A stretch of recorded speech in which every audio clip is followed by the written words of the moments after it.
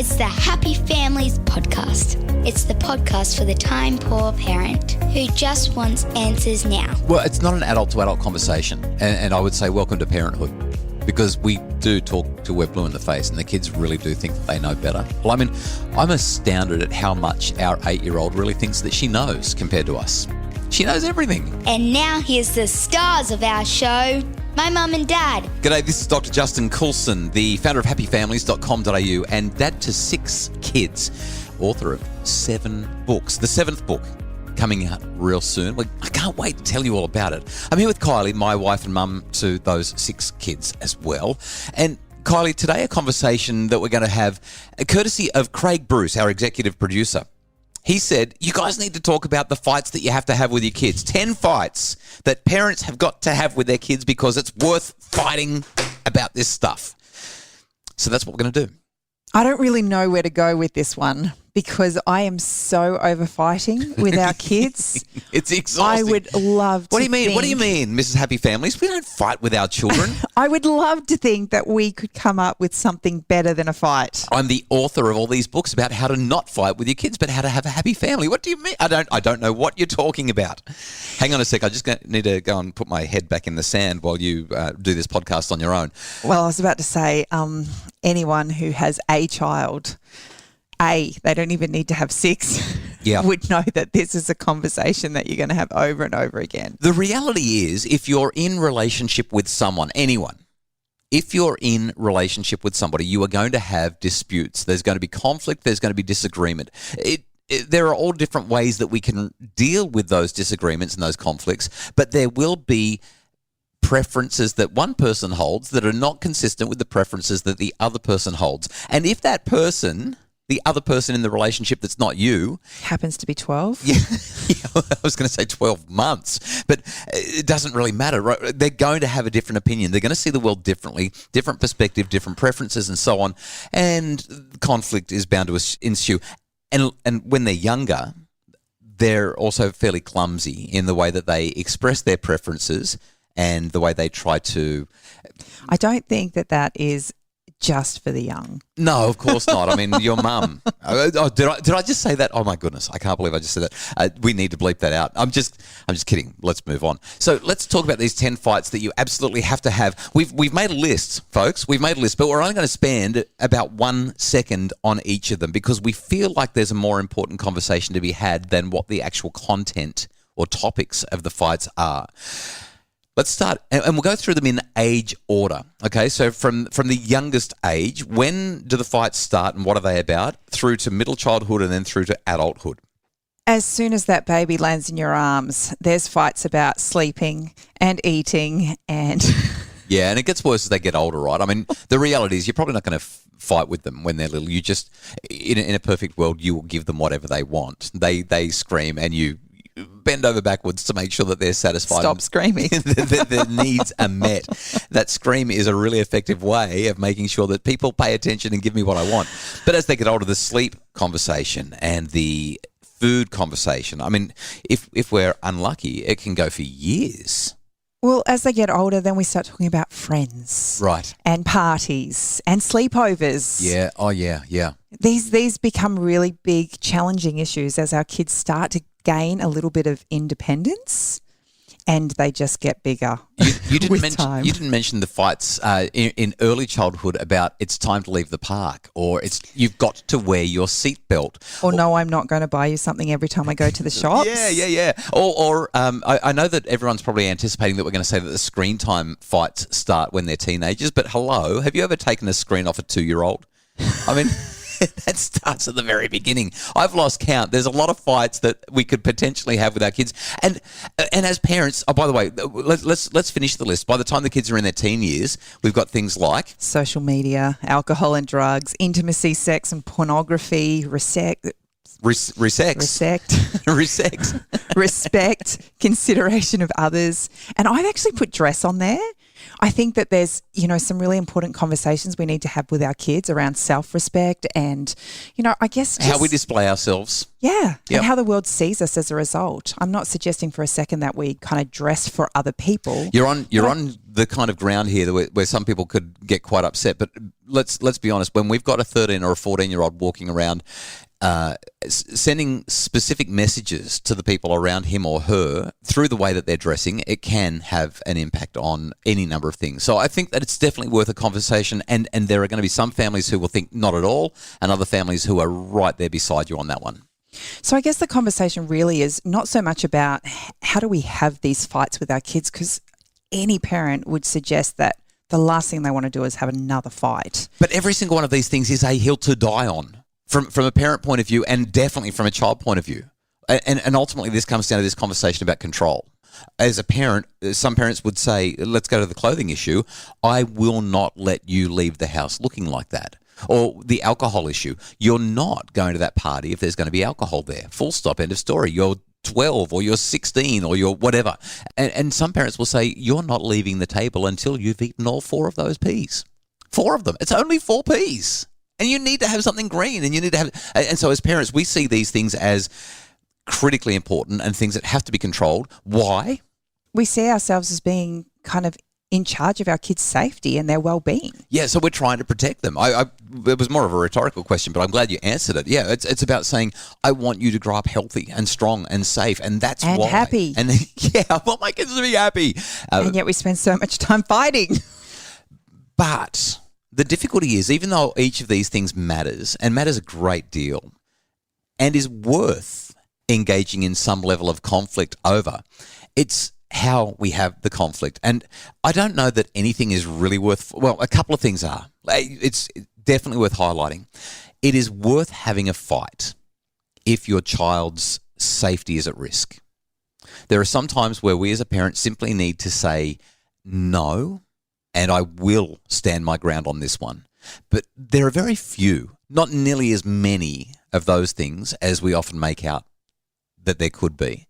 Very, very few. In fact, when I think about the last 23, 24 years of child rearing that you and I have been through, I can really only think of a couple of times in my life where I have stood there and said, I'm your father and I forbid it. It will not happen. I'm getting very serious about this. I've got my cranky face on. No. It just doesn't happen because we can usually work it out without having to have a full-blown battle with our kids. So after the break, let's talk about how we avoid the conflict but still get to work through these tough things to keep our kids safe and help them to make healthy decisions for their lives. Neurodiverse children are beautiful, but they also bring unique challenges for parents and educators. The world does not always accommodate them easily or well. Communication, affection, behaviour, learning, and almost every other aspect of life can be challenging for the child and their families.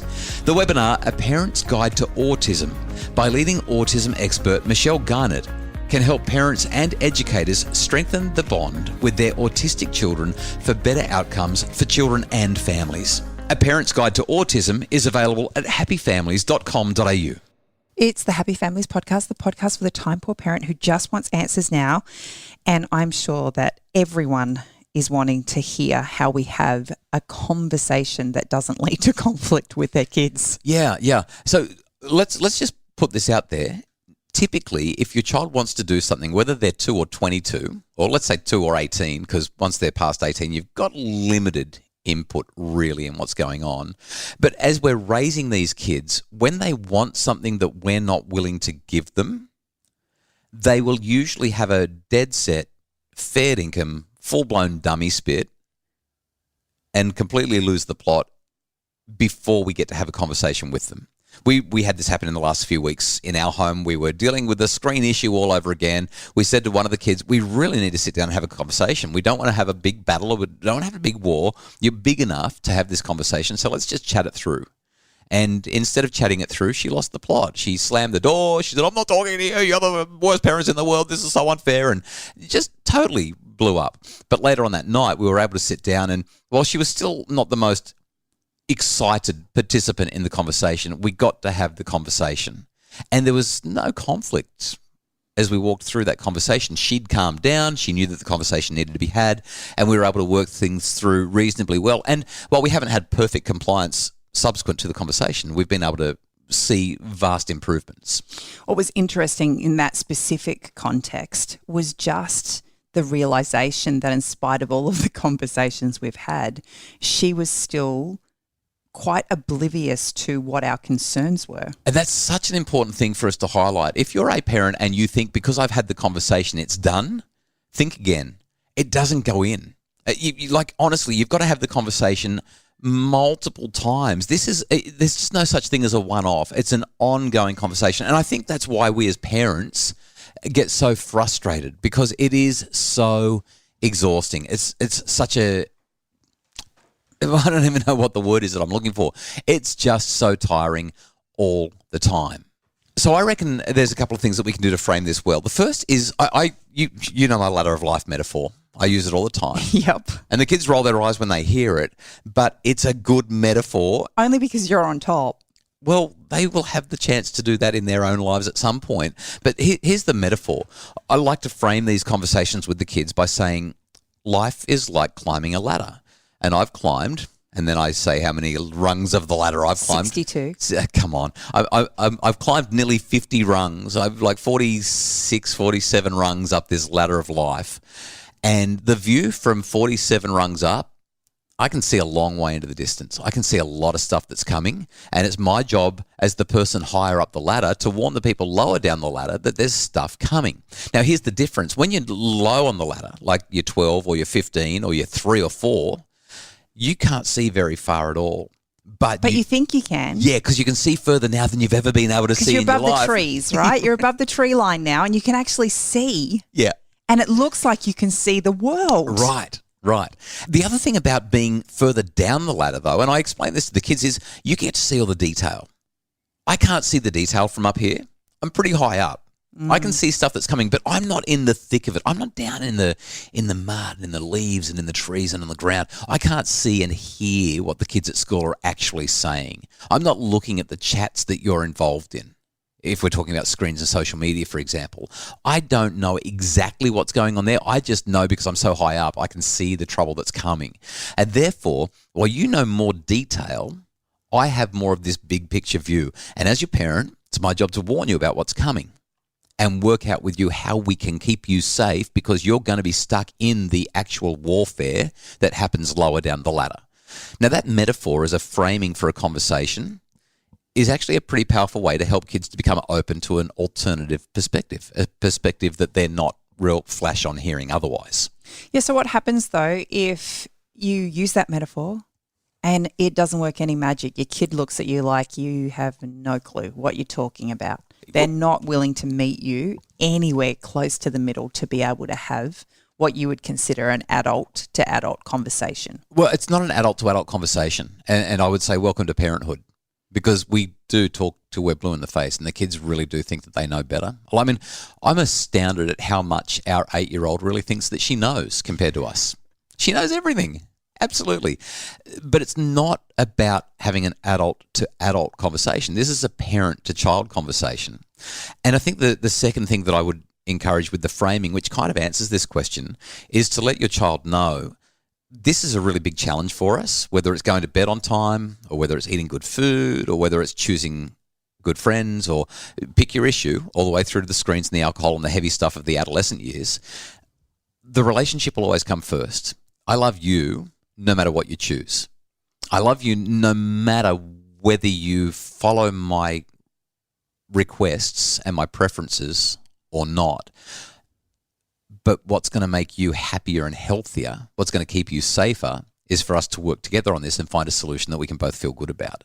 And just by making the relationship primary, it actually draws kids to us. It helps them to recognize that we're there. Now, this is not and I'm going to be really soft on you and let you do whatever you want. It's not that. It's letting them know I value the relationship. It's absolutely critical. There's a third thing that I want to highlight, and that is that it's not worth going to war over preferences. There are some principles, some values that it actually is worth going to war on. It really is worth having the battle, and that might be things to do with the genuine safety and health and protection of your child. If they've got preferences about music and you don't like the music, or if they've got preferences around what foods they do and don't like. I mean, we've all got preferences, and it's just that we're the grown-ups, and so we just get to think that our preferences are normal and everybody should toe the line with our preferences. But that's not how it is at all. So preferences versus principles. Preferences, go easy. Principles, that's the stuff where you say, actually, as a matter of principle, this is just a big fat no. And again, you won't have to do it very often. So I guess we've got a couple of take-home messages from today's conversation. There are going to be a bajillion conversations that are worth having. Right. But hopefully if we take the right approach, they don't actually need to become fights. There might be some contention as you start to work things through. But I guess that number one take-home would be that the relationship comes first, no matter what. And letting your child know that you love them no matter what choices they make. But these things are important, and we want to try and work with them, not against them. And I want to add to that, I always frame with our kids that this is about being healthy and about being safe and about being wise.